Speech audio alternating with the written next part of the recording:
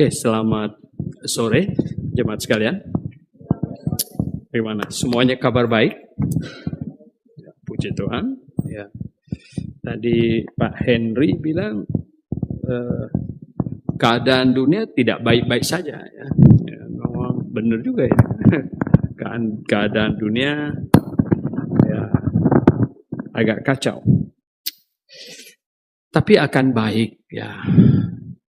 Sekarang kelihatannya menuju baik, tapi nanti betul-betul akan kacau. Nanti. Jadi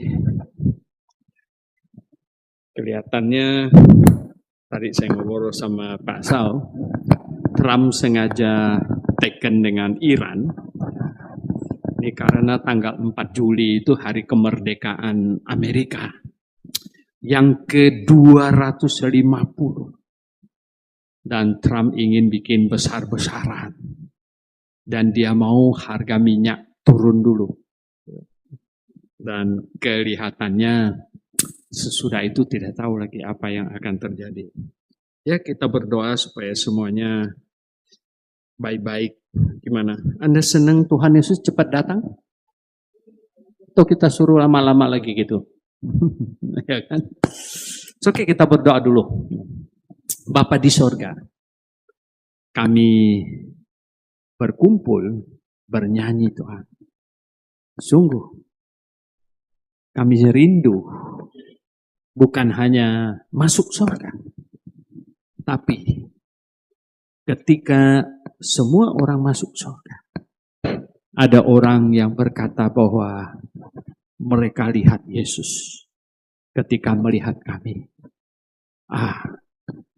Itu adalah satu pujian yang terindah bahwa ketika kami di dunia ini, kami memancarkan Engkau.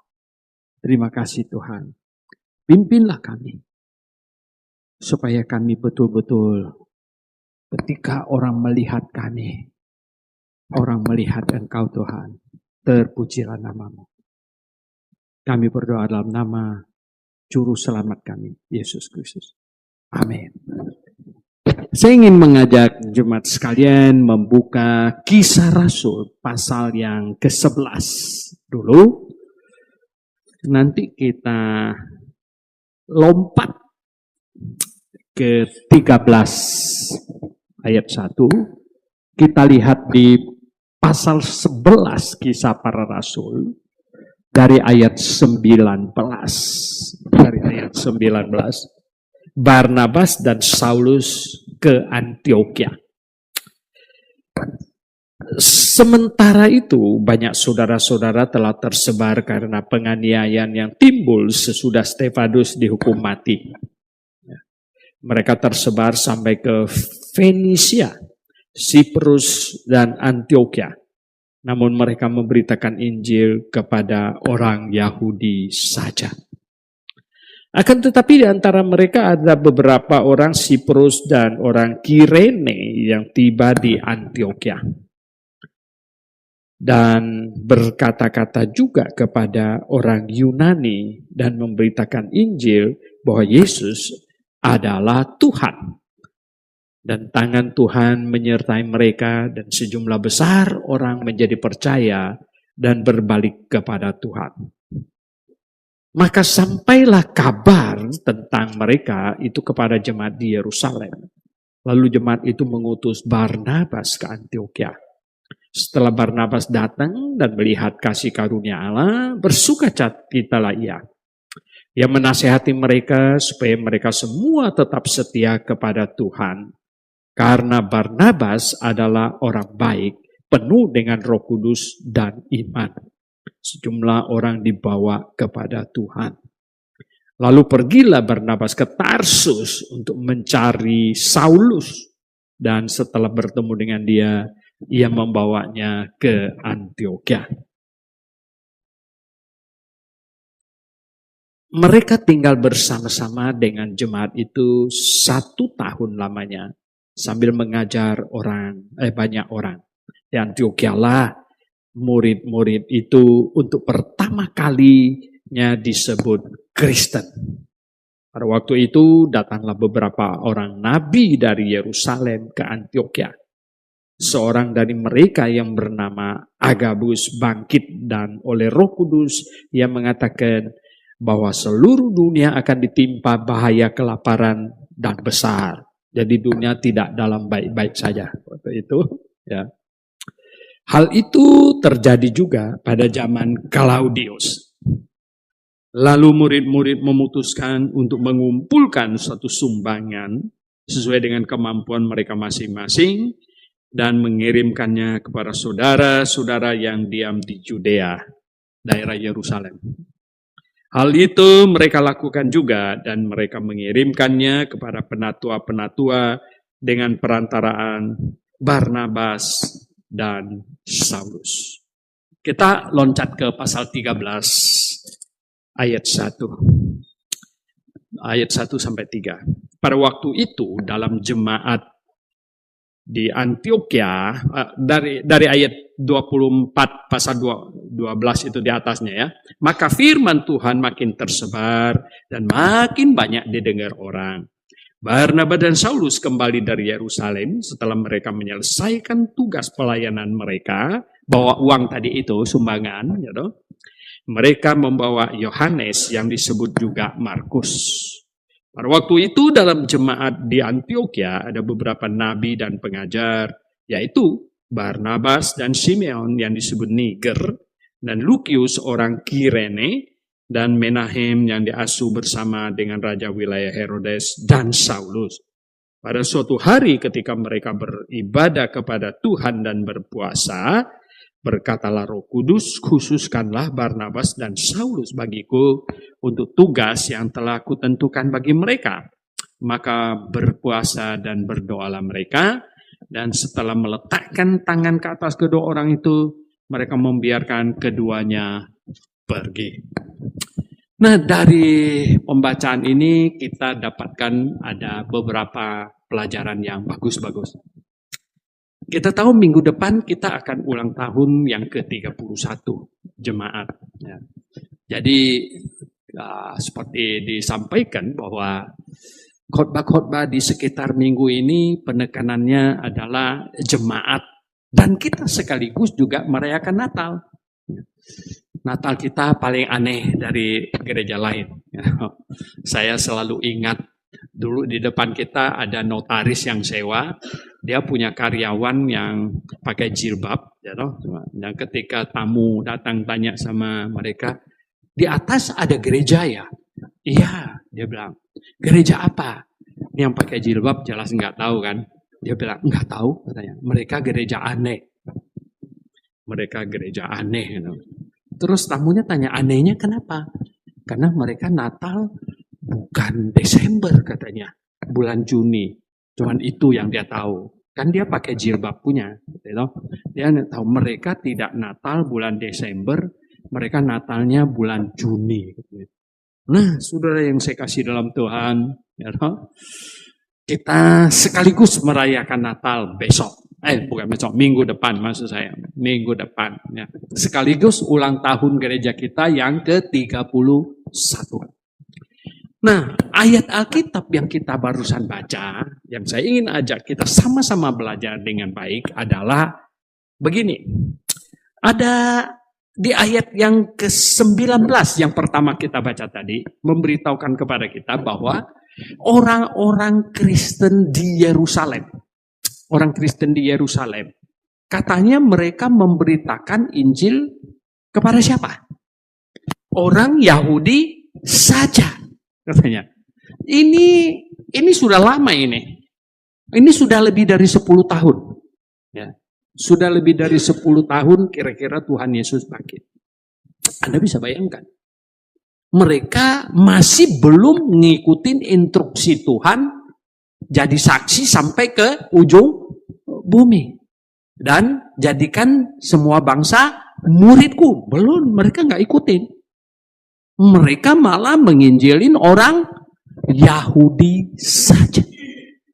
Wah, sangat diskriminatif ya. Gitu loh. Nah, saya ingat tadi saya ngomong-ngomong dengan Bapak yang dari Batam itu. Ya, keluarga suami istri. Saya bilang Grave, ya dari sejarahnya, jemaat awalnya itu semua orang Tionghoa. Semua. Tetapi kami bukan gereja diskriminatif. Tidak. Ya. Dan kemudian banyak yang lain mulai masuk. Ya, mulai masuk. Yang Jawa, yang Batak, Dayak, Papua, ya, semuanya masuk. Akhirnya saya bilang Grave menjadi gereja nasional, bahkan internasional. Ada Singapura datang juga. Gitu. Makanya kita seringkali ada terjemah ke bahasa Inggris. Gitu. Kenapa? Ya karena kita gereja memberitakan Injil kepada siapa saja. Ya, siapa saja. Tidak ada persoalan. Karena Injil harus didengar oleh semua bangsa. Semua bangsa. Tidak ada diskriminasi suku, etnis, dan lain sebagainya. Beda dengan kita baca tadi, ayat 19. Ini orang-orang Yahudi Yerusalem ini agak ngawur. Ya. Nah, kenapa bangsa Yahudi 1500 tahun dari Musa sampai ke Yohanes? 1500 tahun itu panjang nggak? Panjang loh ya. Kalau 50 tahun satu generasi, 1500 tahun itu 30 lebih generasi. Ya. Itu mereka orang Yahudi. Pergi ke rumah orang non-Yahudi aja nggak boleh loh. Tidur dan makan di situ. Ya. Makanya di pasal 10, Petrus itu sempat pergi ke rumahnya Cornelius. Dan di situ mungkin nginap beberapa hari membaptiskan Cornelius dan lain sebagainya. Pulang itu Petrus itu pusing. Kenapa? Dia disidang sama mereka di Yerusalem. Disidang. Ngapain kamu ke sana? Ada daging babi enggak? Ya kan? Apa dia punya periuk itu ada goreng-goreng pakai minyak babi enggak? Pokoknya Petrus itu dicecar. Tapi Petrus bilang apa? Lah, saya membaptis mereka sekeluarga. Itu Roh Kudus bertindak duluan. Ya toh? Karena lagi saya memberitakan Injil, itu mereka sudah langsung dibaptis dengan Roh Kudus. Nah, saya bagaimana tidak apalagi yang menghalangi saya untuk membaptis mereka ke dalam air. Ya kalau mereka sudah dibaptis oleh Roh Kudus. Akhirnya katanya, ini mereka terima itu katanya ya. Itu katanya.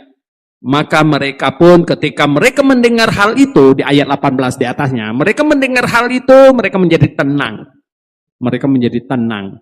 Artinya apa? Tuhan duluan, bukan Petrus. Ya, Tuhan duluan dengan Roh Kudus. Mereka jadi tenang. Nah, saudara yang saya kasih dalam Tuhan, jemaat Yerusalem tidak cocok untuk menjadi jemaat pemberita Injil keluar, pengirim misioneri ke tempat lain. Kenapa? Mereka terjebak ke dalam konsep yang salah sebenarnya. Nah, perjanjian lama itu salah difahami oleh orang Yahudi. Orang Yahudi memilih bangsa Yahudi sebagai bangsa yang khusus. Tahu khusus untuk apa? Khusus untuk menjaga janji pengiriman juru selamat.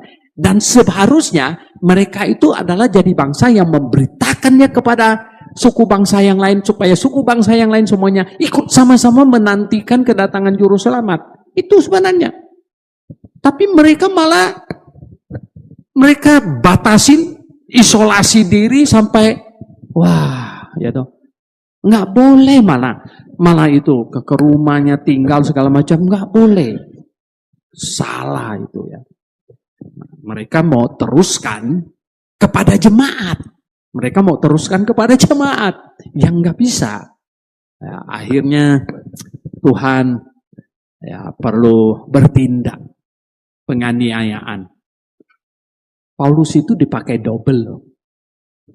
Paulus pada waktu dia masih ketua FPY, FPY, Front Pembela Yahudi. Jadi waktu dia masih ketua FPY, itu waktu Stefanus dirajam pakai batu itu, Paulus itu jaga bajunya orang. Makanya katanya ketika di Yerusalem itu terjadi musim kelaparan, lalu digalanglah dana pergi ke sana. Ya, katanya itu terjadi sesudah pembunuhan Stefanus. Jadi siapa yang bunuh Stefanus?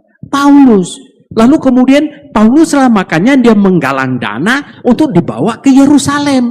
Ya, karena gini, sesudah Stefanus dibunuh, Alkitab nggak catat sih, mungkin ada banyak juga. Sehingga salah satu janda di Yerusalem itu siapa? Jandanya Stefanus. Ya. Dan anak-anaknya anak yatim piatu, bukan yang Karina kasih, tapi yang Yerusalem gitu. Begitu ya. Nah, akhirnya Paulus yang bawa dana itu ke Yerusalem juga untuk mensupport mereka. Jadi pelajaran pertama kita mau dapatkan, sebuah jemaat itu indah di mata Tuhan kalau dia bersifat open. Ya. Berusaha untuk menjangkau sebanyak mungkin suku bangsa.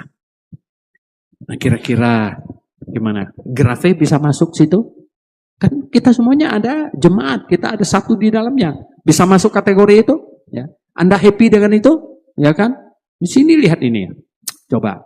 Ya, suku bangsanya Nias, gitu, Dayak, gitu, semuanya gitu ya. Semuanya di sini gitu. Nah, kita ya oke, gitu. Semuanya warna-warni, ada putih, ada hitam, ada abu-abu dikit gitu. Oke, baiklah ya. Jadi itu kita ya, gereja yang indah di mata Tuhan. Tuhan mau ada jemaat di muka bumi. Ada jemaat yang dipakai oleh Tuhan untuk menjangkau jiwa seluas mungkin. Dan Tuhan akan pakai kita. Nah, itu yang pertama. Yang kedua, pelajaran yang kedua yang kita bisa dapatkan dari apa yang kita baca adalah apa, tahu nggak? Ini di ayat yang ke-26. Di ayat yang ke-26. Katanya apa? Ya, mereka tinggal bersama-sama dengan jemaat di situ, maksudnya Paulus dan Barnabas. Barnabas ini orang hebat ini. Ya, dia kenal Paulus. Dia tahu dulu Paulus itu ketua FPY. Yang waktu bunuh Stefanus itu dia komandannya. Dan dia nggak dengar bahwa Paulus sekarang, Saulus tadi namanya, sudah bertobat. Ya, sudah bertobat itu perlu dicari. Perlu dicari. Sebenarnya ada satu hal yang kita kurang. Kita kadang-kadang harus introspeksi. Introspeksi dan kita perbaiki. Setiap murtadin, tokoh muslim yang bertobat jadi Kristen, itu langsung disamber sama karismatik. Langsung disambar. Padahal kita harus bertindak seperti Stefanus, seperti Barnabas. Ya kan? Pergi cari dia. Paulus itu saking trauma, mungkin pusing kepala. Kenapa? Lah karena dia dulu kan yang mimpin bunuh Stefanus. Jadi dia balik kampung. Dia balik kampung ke Tarsus. Paulus itu orang Tarsus, jadi dia balik kampung. Ya, di sana, wah, kota kecil, nggak tahu, bikin tenda dah. Gitu. Untung ada Barnabas, pergi cari dia dan ajak dia. Dia tahu ini orang hebat, pengetahuannya tinggi selangit, muridnya Gamaliel. Kalau sekarang itu kira-kira dia pegang ijazah S3. Nah, kalau dibiarkan gitu kan sayang, sia-sia. Ya. Oke lah, dulu dia bikin kesalahan, ya. Bunuh-bunuhin orang Kristen. Ya, tercatat sih Stefanus, nggak tahu yang lain lagi, gitu kan. Tapi sekarang dengar dia sudah bertobat. Barnabas itu hebat, pergi cari dia, pergi cari dia. Nah, kalau Anda pun dengar siapa, dengar dia bertobat, perlu dicari. Perlu dicari. Ya. Karena dia akan sangat berguna kayak Paulus. Jadi Barnabas pergi ke Tarsus katanya, ambil Saulus dan dibawa ke Antioquia. Ya. Kalau dibawa ke Yerusalem, Paulus pusing juga setiap kali lihat jandanya Stefanus, kasihan. Ya. Suaminya dulu dibunuh. Gimana nih? Dibawa ke Antioquia. Dan tadi ayat yang kita mau perhatikan, di Antioquia lah katanya, pengikut-pengikut Yesus ini disebut apa? Kristen. Disebut Kristen. Ternyata, berarti, sebelumnya orang Yahudi itu nggak disebut Kristen. Orang Yahudi yang percaya Tuhan Yesus di Yerusalem segala macam itu nggak disebut Kristen. Ya. Sampai waktu di Antioquia baru pertama kali disebut ini Kristen, pengikut Kristus. Kristen. Wah, hebat juga. Dapat satu nama yang bagus. Nama baru, Kristen. Saudara yang saya kasih dalam Tuhan. Gimana? Anda senang disebut Kristen? Pengikut Kristus. Jadi mengapa di Yerusalem mereka tidak disebut Kristen? Mengapa yang sampai di Antioquia baru disebut Kristen? Karena mereka selalu bicara Kristus. Kristus. Ajak orang percaya Kristus. Sedikit-sedikit Kristus. Sedikit-sedikit Kristus. Jadi ini Kristus. Kristen. Kira-kira gitu. Nah, saudara yang saya kasih dalam Tuhan. Orang akan diidentifikasi sesuai dengan di mana dia paling menonjol. Betul nggak? Di mana dia paling menonjol. Nggak tahu tuh, mereka gereja aneh. Ya, Natalnya bukan Desember, tapi bulan Juni. Gimana? Ya. Sekarang di Indonesia kita ini mulai dikenal. Sebelum saya pergi ke Amerika, saya sudah puluhan tahun jadi orang Kristen, bahkan jadi gembala, jadi dosen segala macam. Saya nggak pernah dengar ada Kristen fundamentalis, nggak pernah. Ya, saya nggak pernah dengar. Kita tahu ada Injili, ada Protestan, fundamentalis belum pernah dengar. Sesampai sana baru kaget. Oh, fundamentalis. Ya. Oh begitu. Dulu juga saya nggak pernah dengar yang namanya Alkitabiah. Alkitabiah. Nah semua orang kan dari Alkitab khotbahnya. Ya dong. Mana lagi Alkitabiah? Sampai sana saya dengar. Oh, ada yang namanya Kristen Alkitabiah. Berarti ada yang lain yang tidak Alkitabiah. Begitu. Identitas. Kamu dikenal apa? Kamu dikenal apa? Wah. Tadi ngobrol-ngobrol dengan bapak yang dari Batam. Tanya apa? Mereka semua bilang, jangan ikut itu. Ya tahu. GBIA itu gereja yang sesat. Wah. Gimana ini? Kita mau dikasih satu identitas yang sesat. Katanya gitu ya dong. Suhento Liau itu paling sesat. Saya bilang sama mereka, kamu jangan ngomong begitu saja. Tolong diuraikan sesatnya di mana. Lalu ada juga yang ngomong gini. Kamu lihat di Google. Suhento Liau sesat karena dia hanya mau percaya Alkitab saja. Bagus, betul nggak? Gimana? Bagus nggak? Sesuai dengan apa yang dia omong. Maksudnya bagus. Saya bilang, bagus. Itu bagus. Kenapa? Karena dia tidak mau tambah-tambah deuterokanonika. Bagus. Ya, itu memang bagus. Saya senang. Dia jangan ngomongin, Suhento Liau sesat. Dia bilang orang masuk surga pakai usaha. Itu nggak benar. Itu fitnah. Jangan.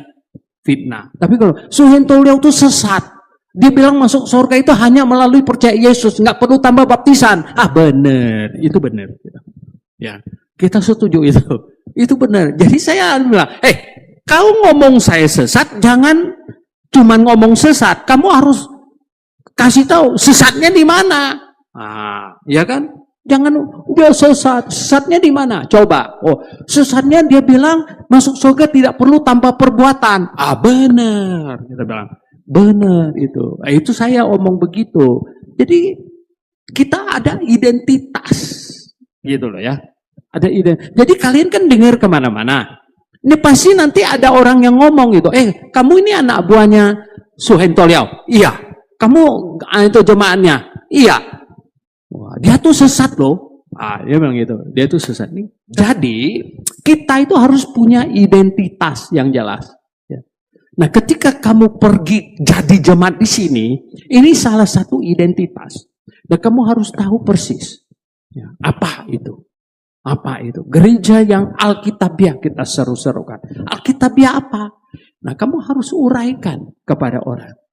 Persis seperti jemaat di Antioquia. Mereka pertama kali disebut Kristen. Pertama kali. Ya, orang, wah, kenapa? Kenapa bisa begitu? Karena saking seringnya mereka nyebut Kristus, Kristus, kita ikut Kristus, kita murid Kristus, semua Kristus. Wow, Kristen. Ya, jadi satu identitas disematkan. Nah, kita hari ini harus begitu. Ya. Kita apa? Kristen apa? Kami Kristen fundamentalis. Boleh, bagus. Kami Kristen Alkitabiah. Mantap. Ya. Alkitabiah apanya aja? Harus dapat menguraikannya. Alkitabiah apa? Sesuai Alkitab dan akal sehat. Wah, nah ini ya. Sehingga kamu boleh keluar ke sana. Ya. Sampaikan. Nah ini, gimana? Anda sudah pernah diomongin orang begitu belum? Sudah dapat itu? Ya. Kalau belum itu kamu belum. Berarti kamu kurang bersaksi. Ya. Kalau kamu bersaksi begini, ini yang Alkitabiah, ini yang Alkitabiah, ini yang Alkitabiah. Alkitabiah. Lama-lama apa? Gerejanya Alkitabiah. Kan kayak Kristen gitu. Kristus. Oh, Kristen katanya. Begitu. Ya. Jadi kita apa yang menonjol itu akan jadi ciri khas. Apa yang menonjol, ya kan? Itu yang nomor 2. Yang nomor 3, kalau kita lihat di situ, ya, yang kita mau di sini adalah begini. Ternyata, ya, kita ke pasal 13-nya ayat 1. Jemaat Antioquia itu jemaat yang lengkap loh. Walaupun tidak besar, tapi ternyata di situ lihat, ya, ada siapa aja katanya. Di situ ada nabi. Ada nabi. Kok Pak Suhento katanya nabi sekarang sudah tidak ada. Gimana nih? Kok di situ ada nabi? Sejak kapan nabi tidak ada? Ayo. Sejak kapan nabi tidak ada? Sejak sampai kitab Wahyu selesai. Waktu di Antioquia ini kitab Wahyu selesai belum? Belum. Makanya ada nabi. Jadi jangan salah mengajar. Sejak Yesus datang sudah tidak ada nabi. Nah, mereka bacakan ini gimana? Ya kan? Kan jadi salah. Ya. Sejak pewahyuan sampai kitab Wahyu nggak ada nabi lagi. Kalau ada nabi palsu namanya. Ya, itu pasti nabi palsu.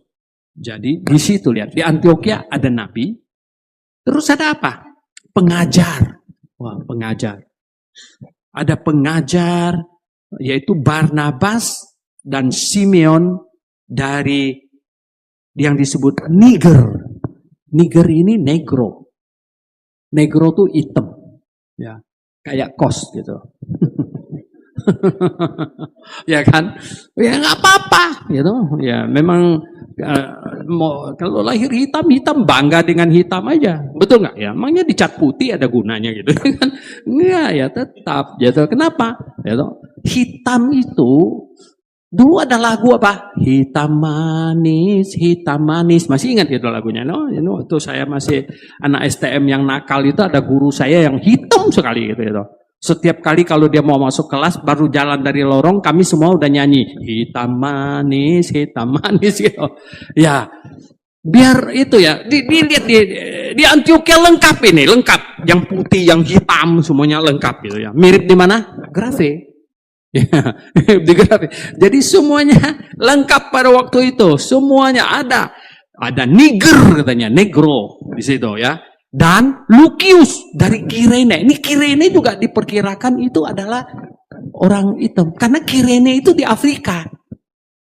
Kirene itu daerah Afrika. Jadi ada Niger, ada dari Kirene, ini Afrika.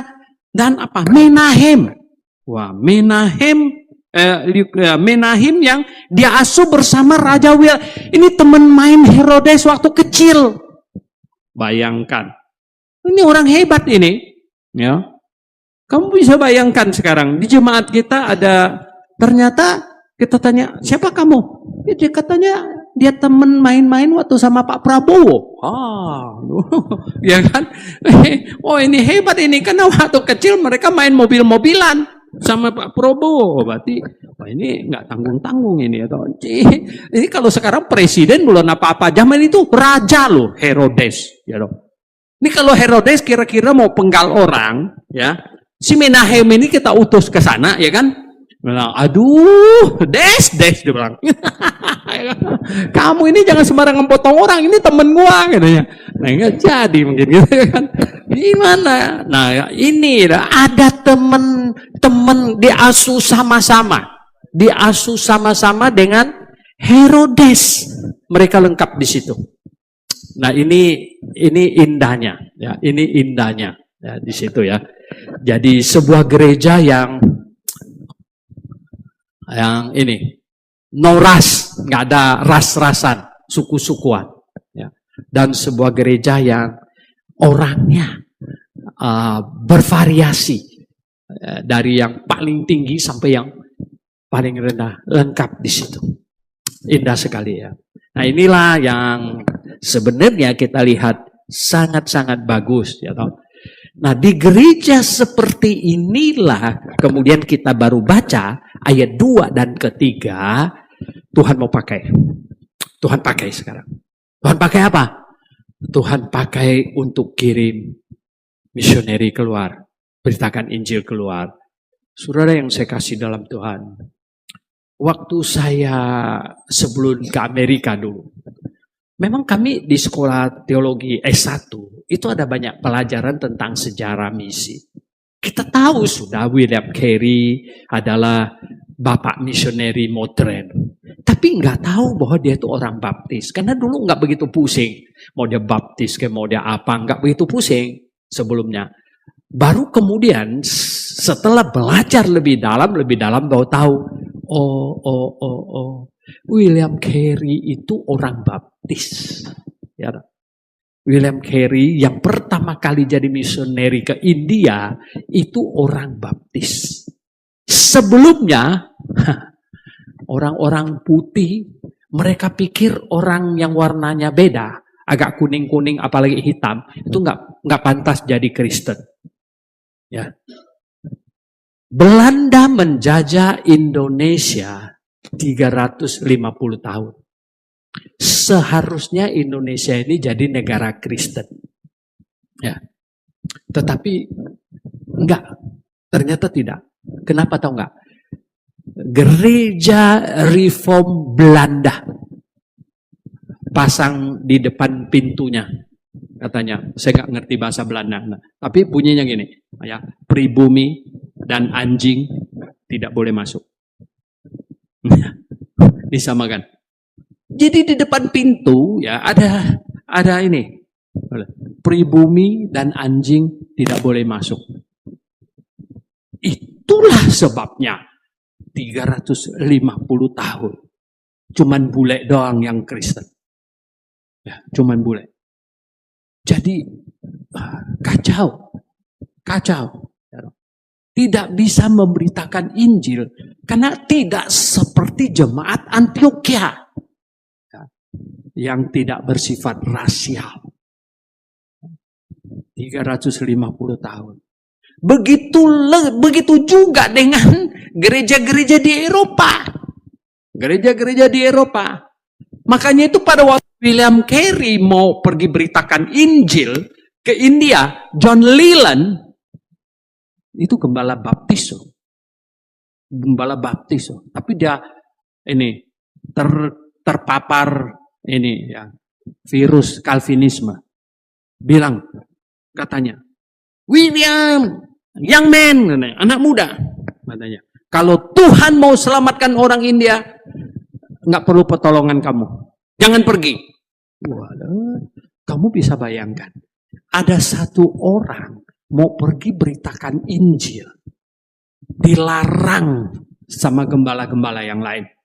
Nah kita sekarang berdoa suruh-suruh. Nggak ada yang mau pergi. Nah, gimana? Ya kan? Jadi kebalikan. Ya, no? Tahuna berteriak-teriak. Panggil-panggil. Ya, no? Gimana? Enggak ada yang pergi. Enggak bisa pergi. Semuanya duduk di sini. Di Grafe lebih enak. AC-nya tidak dingin sedikit. Katanya kita pasang sentral. WC-nya jelek sedikit. Kita ganti yang bagus. You know, semuanya tidak begitu bagus. Kita bikin yang bagus. Tapi bagaimana? Injil diberitakan. Siapa yang mau pergi? Wih, ya toh? Masih sama-sama Indonesia sebenarnya tidak begitu susah loh, betul nggak? Kamu bisa bayangkan tahun 1779 William Carey pergi ke India. 1779 itu terbelakangnya itu luar biasa. Terbelakangnya. Ya. Di Inggris saja toiletnya masih kongsian. Apalagi di India. 1814 Adoniram Judson berangkat dari Boston menuju ke Myanmar. Sampai di Myanmar, aduh, ya, sangat-sangat terbelakang. Menderitanya bukan main-main. Tapi kalau di Indonesia, dari Jakarta pergi ke Mataram, apa sih yang diderita? Ya, dari Jakarta pergi ke Tahuna, apanya yang menderita? Enggak ada, kurang lebih di sini dengan di sana. Sana juga udah sama, udah tinggal di rumah, enak gitu. Ya kan? Tidak ada. Tapi pada waktu zaman itu, luar biasa. Nah, William Carey, yang lucunya, dilarang pergi, tetap pergi. Dia bilang nggak bisa pergi. Terus dia udah mau berangkat, tau nggak? Barang-barangnya udah masuk kapal. Saking negara Inggris, Eropa zaman itu nggak mau orang pergi beritakan Injil, tau nggak? Kaptennya diancam, saya baca rasanya mau marah gerak. Kaptennya diancam. Kalau bawa William Carey, maka insentifnya akan dikurangin. Jadi kaptennya, wah puyeng dong kalau gitu. Barang-barang William Carey diturunkan, ditaruh di pantai. Nggak mau bawa dia. Nggak mau bawa dia. Kenapa? Karena kaptennya takut insentifnya nanti dipotong gara-gara bawa William Carey. Jadi mereka turunkan dia punya barang di pantai. William Carey pusing. Ini tidak ada kapal yang mau ke India bawa dia. Untung tau nggak apa? Dia dapat kapal Turki. Ini tercatat dalam sejarah. William Carey ikut kapal Turki. Nyampe dia ke India. Oh, ya. Susah beritakan Injil. Ya. 5 tahun nggak ada satu orang pun yang percaya. Ya, 5 tahun khotbah nggak ada orang percaya. Kemudian anaknya mati satu persatu. Anaknya mati. Sebenarnya tahu nggak? Pemberitaan Injil pakai begini ya, tidak terlalu mengagetkan melalui peristiwa daripada melalui. Kenapa? Karena ketika anaknya mati, William Carey menguburkan anaknya sambil apa? Ya, dengan yakin mereka pasti masuk surga. Sementara orang-orang Hindu di India kalau mati, aduh, habis-habisan. Karena apa? Ini pergi ke tempat yang susah kalau mati. Kenapa yang satu ini mati kok nggak susah banget? Katanya nanti akan ketemu lagi, masuk surga yang senang. Ini berita yang lebih kenceng dari khotbah manapun juga. Menyebabkan mereka mulai berpikir-pikir. Ini sesuatu yang patut kita renungkan. Nah, saudara yang saya kasih dalam Tuhan Yesus. Mengapa gereja-gereja berabad-abad, beribu tahun tidak bisa memberitakan Injil? Tidak bisa memberitakan Injil, kenapa? Di gereja itu sendiri ada persoalan. Ada persoalan. Ya, ini orang-orang gereja Reform suka marah sama saya. Pak Suhento fitnah John Calvin. Saya bilang, ngapain? Bohong aja nggak boleh, apalagi fitnah orang. Kenapa boleh begitu? Kamu baca sejarah betapa gereja baptis saja yang terpapar Calvinisme jadi menentang pengiriman misi. Ya, menjadi penentangan pengiriman misi. Nah, apa jadinya? Aduh, apalagi gereja-gereja yang baptis bayi, yang ngacok belok itu lebih parah lagi. Mereka bukan mengirim misi, mereka bukan memberitakan ini, mereka pergi mau membaptis bayi orang. Kacau balau lah. Yang paling sedih, saya baca cerita tentang Marco Polo. Ya, Marco Polo itu hebat. Dia penjelajah yang hebat. Ya.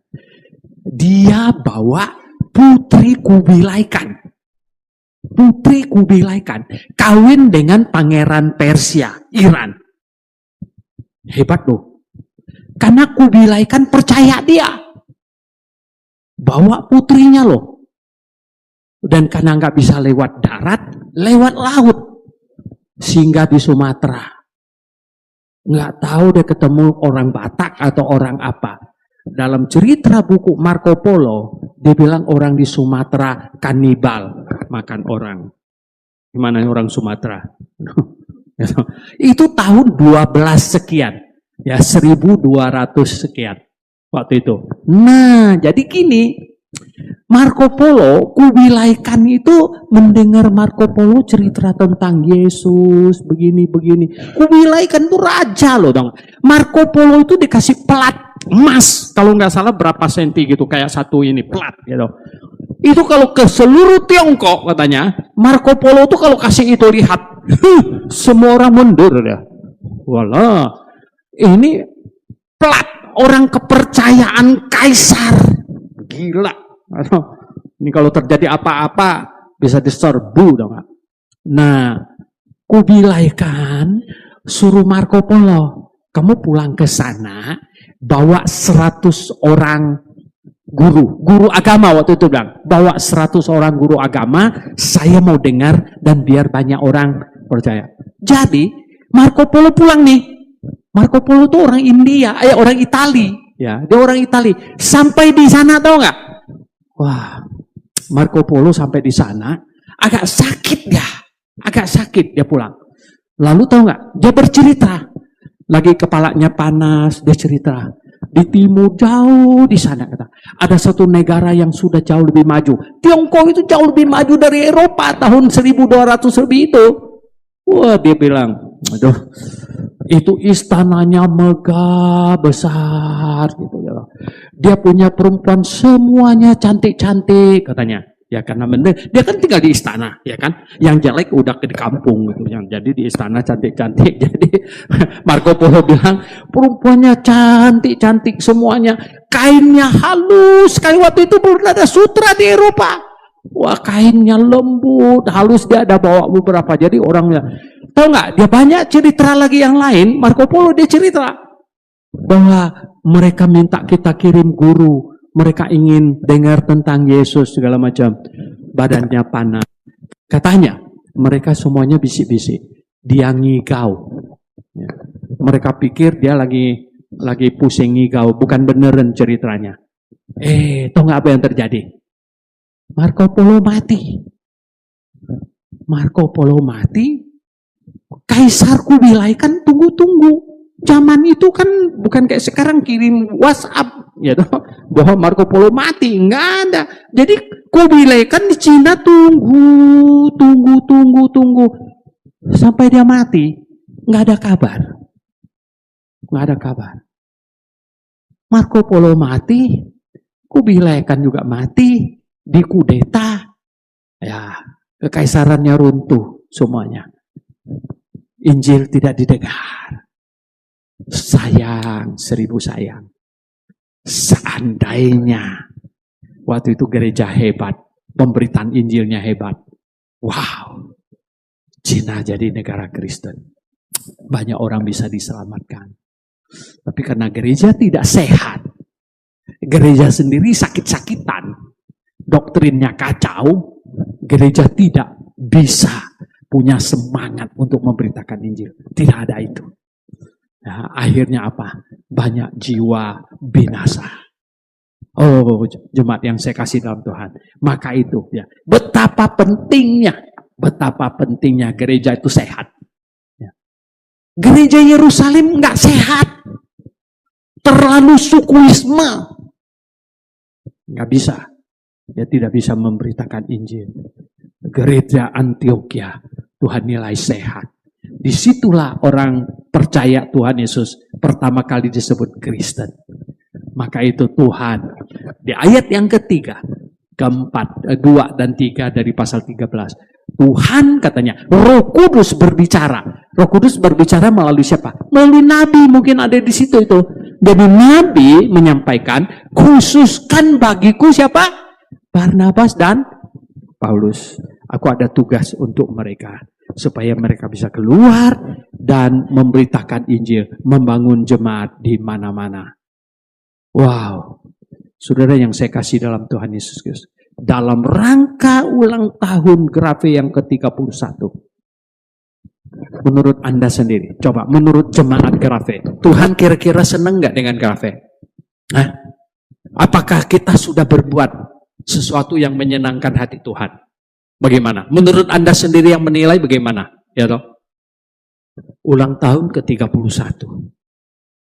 Kita ya 1 tahun bisa bangun berapa jemaat? 1 tahun kita bisa bangun berapa jemaat? 1 tahun kita bisa utus berapa banyak orang? Berapa banyak mahasiswa baru masuk? Dididik? Berapa yang diwisuda? Berapa yang pergi memberitakan Injil? Kalau Tuhan senang, Tuhan akan memberkati. Tuhan berkati. Tuhan pakai kita kepada kelompok orang, jemaat yang rela dipakai oleh Tuhan, yang mau jadi alat Tuhan. Tuhan berkati pasti. Ya. Dan Injil diberitakan kemana-mana. Nah, yang sehat. Seperti apa? Gereja Antioquia. Banyak gereja mau kasih nama Antioquia. Antioquia. Ada gereja sekarang GBIA Alpha, bayangkan. Alpha di Bali. Lalu Omega di mana? Saya bilang, habis abjad Yunani diborong, yang atas sama yang bawah. Alpha, Omega, katanya gitu ya. Saudara yang saya kasih dalam Tuhan Yesus. Ya. Semangat kita memberitakan Injil penting. Ulang tahun yang ke-31 makin dewasa, harus makin semangat. Itu bukan, kalau kita bilang harus makin semangat, makin giat segala, bukan mimbarnya, bukan pianonya, apanya? Orangnya. Kamu dan saya. Betul? Amin. Orangnya. Tambah semangat. Ya. Anda bertanya, Anda ambil bagian nggak? Dalam hal apa? Ayo. Yang muda-muda. Yang muda-muda. Yang pinter-pinter. Kalau nggak pinter-pinter gimana? Di dunia ini nggak ada orang yang mau dipimpin oleh orang bodoh, betul nggak? Nggak ada. Semua orang sekarang, kamu dipimpin orang bodoh, kamu juga nggak mau. Lalu orang lain mau dipimpin kamu nggak kalau kamu bodoh? Nggak mau juga ya toh. Ya, maka itu kita belajar. Persembahkan diri. Ya. Jangan ada yang berpikir, saya terlalu pinter untuk jadi hamba Tuhan. Ini bodoh aja yang jadi hamba Tuhan. Kurang ajar. Ini menghina Tuhan namanya. Betul nggak? Saya terlalu pinter untuk jadi hamba Tuhan. Bagaimana? Mana ada orang terlalu pinter jadi hamba Tuhan? Persembahkan dirimu apa adanya. Ya. Tiap-tiap kita ada bagiannya. Tiap-tiap kita bisa lakukan sesuatu. Pokoknya saya mesti ada andil di dalamnya. Ada bagian di dalamnya. Itu yang indah. Amin. Oke, mari kita berdoa.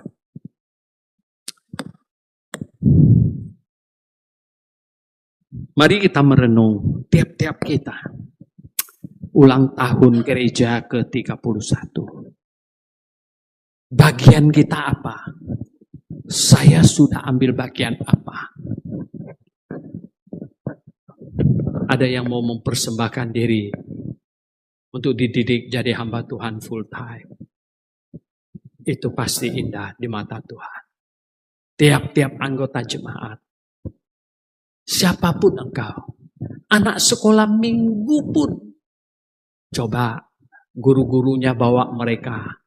Ada enggak bawa muridnya mendoakan ya jemaat-jemaat di luar yang ada persoalan. Doakan jemaat di Tahuna yang belum ada penginjil yang mau ke sana sekarang. Doakan ya toh. Cari tahu penginjil-penginjil yang sudah sekian tahun belum berhasil. Anda panggil namanya, sebut namanya, doakan dia. Bisa enggak gitu? Anda kan bisa tahu. Kalau tidak, minta list nama di tempat Lina. Ada berapa penginjil kita kirim kemana saja. Ya, kalau yang kurang berhasil justru itu yang didoakan habis-habisan. Mohon Tuhan tambahkan hikmat. Tuhan berikan dia kemampuan. Dan lain sebagainya. Didoakan. Itu penting sekali. Penting sekali. Dan Anda sendiri. Ya, adakah bilang, Tuhan, pakailah saya. Saya persembahkan diri saya kepadamu. Bapa di surga, hamba selesai menyampaikan firman-Mu. Mohon Tuhan pimpin. Jemaat Grafe Tuhan. Minggu depan kami mengingat 31 tahun Kau memimpin kami dalam jemaat ini. Tuhan tolonglah tiap-tiap orang yang tergabung di dalamnya. Kami menjadi bagian dari jemaat. Dan jemaat ini memuliakan Engkau. Memberitakan Injil-Mu. Mendirikan jemaat di mana-mana. Di tempat di mana Engkau pimpin yang lebih perlu. Dan ada panggilan di situ Tuhan. Panggilan Makedonia. Kami berdoa. Mohon kasih karunia-Mu. Dalam nama Tuhan Yesus Kristus, kami berdoa. Amin.